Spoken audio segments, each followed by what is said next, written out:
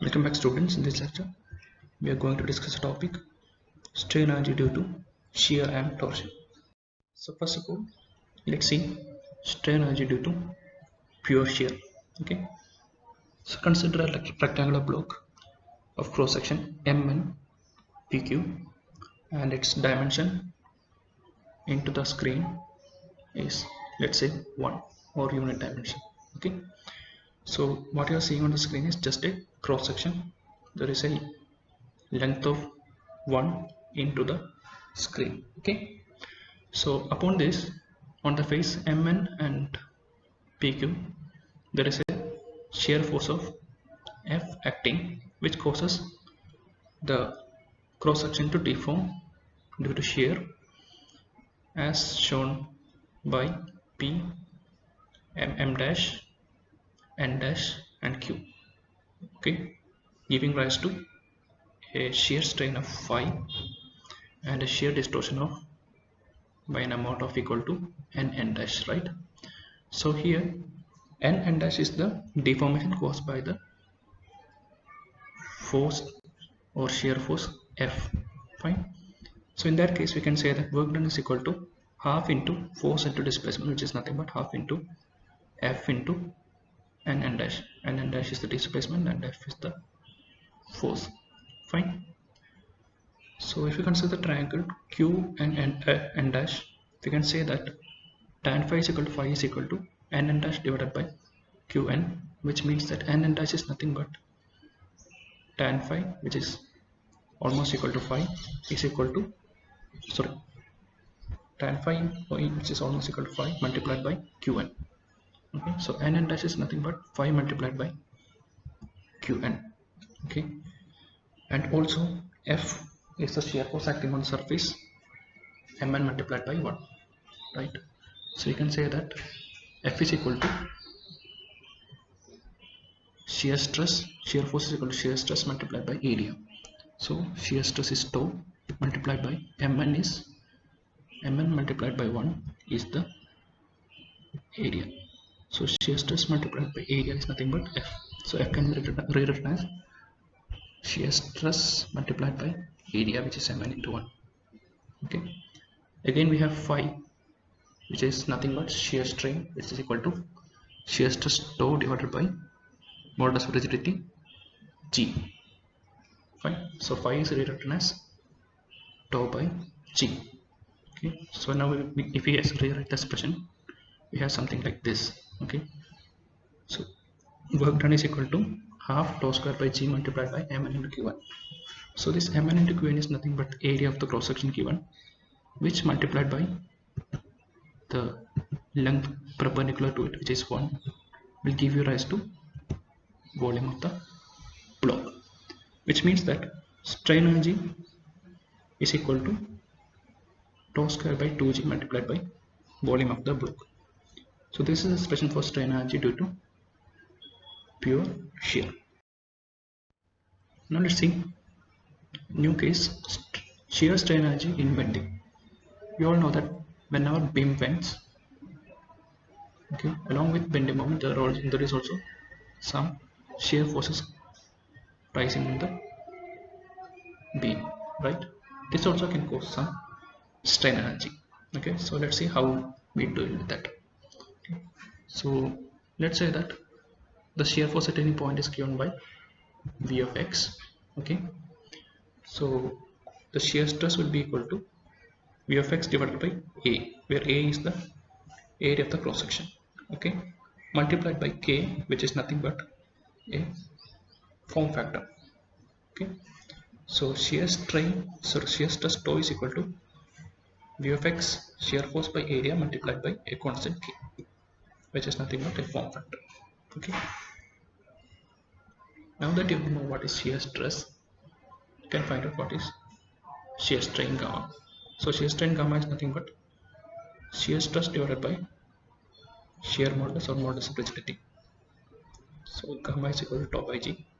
So we know what is expression of tau, this divided by G. So we have what is gamma. So this is shear strain. So again, strain is something which is called as deformation, right? So if you want to find out total deformation, the beam, what you have to do is you have to integrate the above expression. So total delta is equal to integral 0 to L K V of x divided by A of g dx. Fine. Now, in order to find out strain energy U, what we have to do is we have to multiply force multiplied by deformation, right?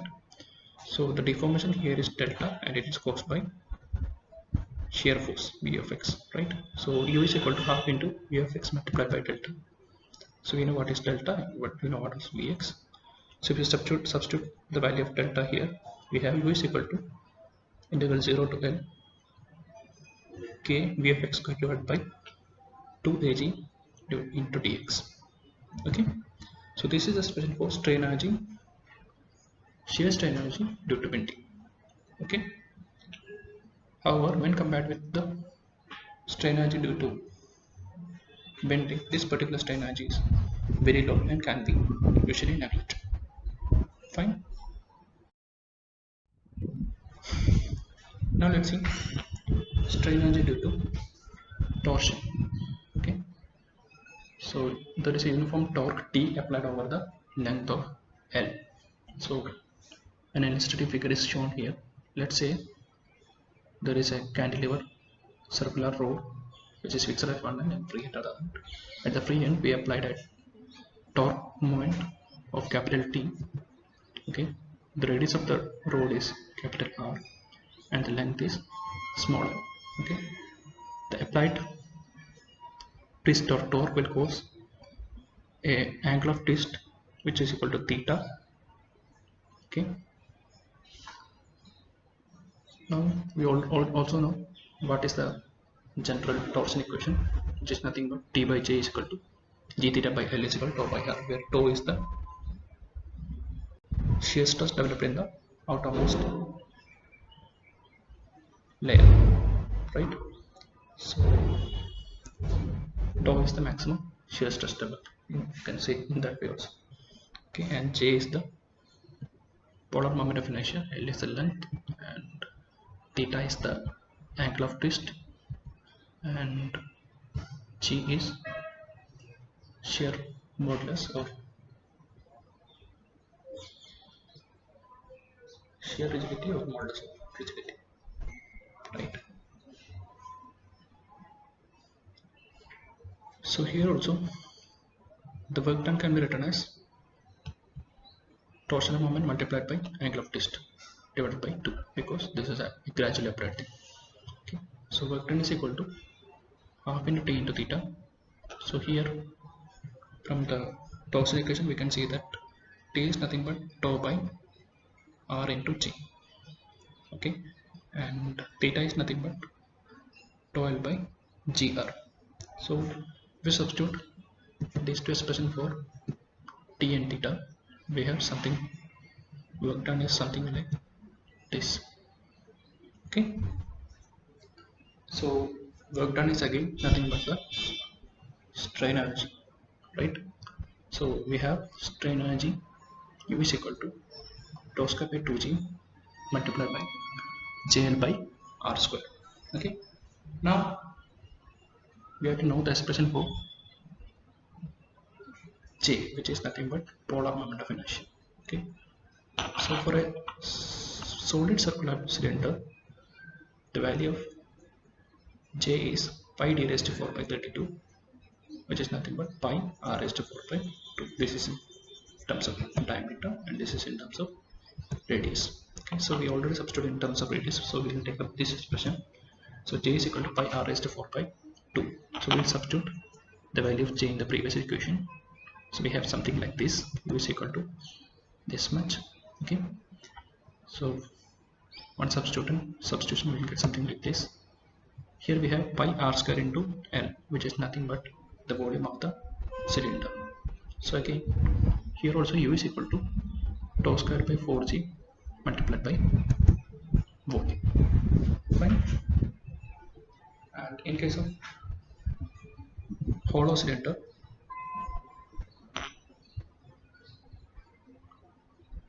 we have J is equal to pi r raised to 4 minus small r raised to 4 by 2, where small r is the inner radius and capital R is the outer radius. Okay, so here also in case of hollow cylinder, if you substitute the value of J, and so what you are going to get is strain energy is equal to tau square by 4G multiplied by capital R square plus small r square divided by capital R square multiplied by volume. Okay, so here also you can see in case of solid cylinder there is no internal radius, so small r is 0. Okay, so this entire expression becomes 1, so it get reduced to this expression, right? Fine, so these are the expressions or equations you have to learn by heart. Okay, now again for the last thing, if you have a in order to find out strain energy due to a variable twisting moment over the entire length. Okay, so let's say that there is a twisting moment which is varying along the length, so that is called as tau of x, t of x, and the torsion rigidity is gj, and the length of the shaft is l. Okay, so in that case the strain energy is given by the expression given here, which is nothing but u is equal to r into integral 0 to l t of x squared by gj into dx. Okay, so that's it. With this background, let's see a small problem here. So read out the problem. The external diameter of a hollow shaft is twice the internal diameter. Okay, which means that capital R is equal to 2 times small r. Okay, it is subjected to pure torque and it attains a maximum shear stress tau. Show that the strain energy stored per unit volume is 5 tau square by 16 g. If such a shaft is required to transmit 5400 kilowatt at 110 rpm with uniform torque, the maximum stress not exceeding 84 meganewton per meter square, determine the shaft diameters. So the question has two parts. First of all, you have to prove or find out what is the expression for total strain energy when a hollow shaft is subjected to pure torque. Okay, and then we have to find out the shaft diameter with the given condition of power and stress, maximum stress. Fine. So for hollows, in case of pure torsion, for hollow shafts we have the expression u is equal to t square by 4g multiplied by r square by plus small r square divided by capital R square. So here it is given that the inner dimension is half of the external diameter, which means the small r is equal to capital R by 2.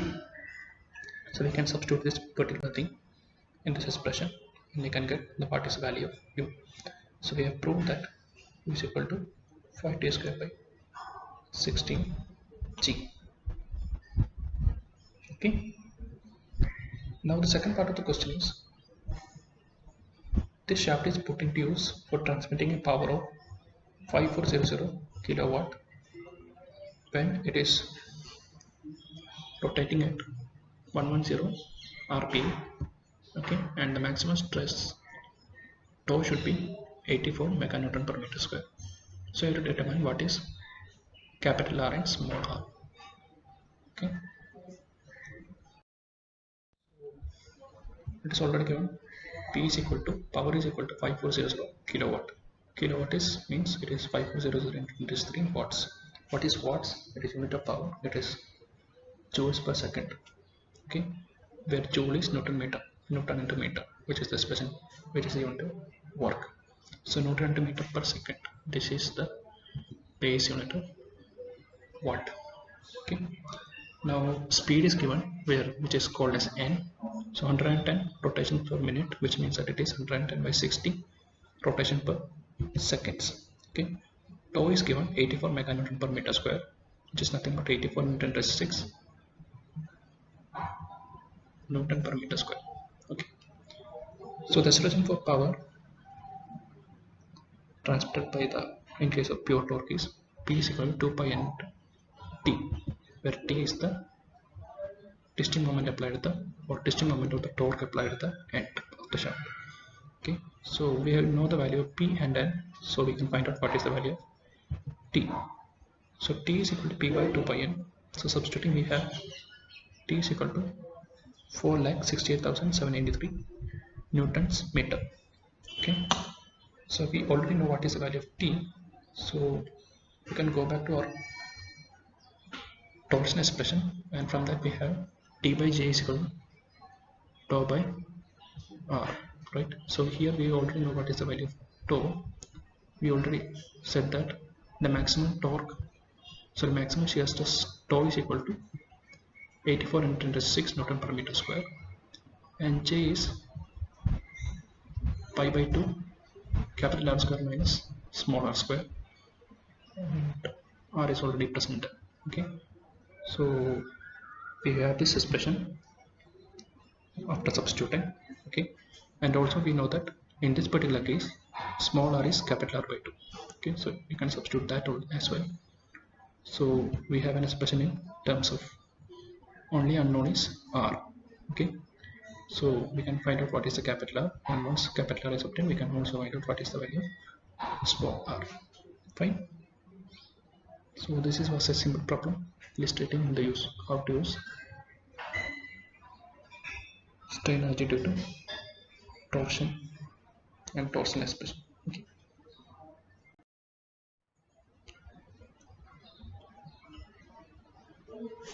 So here, before we wind up, let's have a quick recap on all the things we have discussed in the previous classes. So we are seeing strain energy due to different kinds of loading. So first we are seeing strain energy due to axial force. So here U is equal to integral 0 to L P square by 2A, where P is the axial force applied and AE is nothing but axial rigidity. Secondly, we see strain energy due to bending, which is nothing but integral m square by 2A, where m is the bending moment and EA is the flexural rigidity. Then we see bending moment due to, sorry, strain energy due to shear bending. So U is equal to integral kV square by 2 Ag, where V is the shear force and K is the form factor which is dependent upon the shape of the cross section, and Ag is shear rigidity.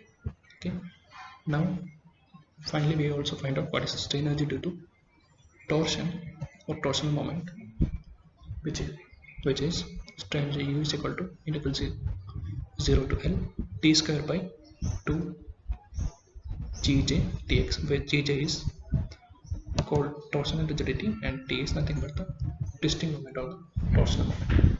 Okay, so this lecture we'll continue with a new topic in the next lecture. Thank you.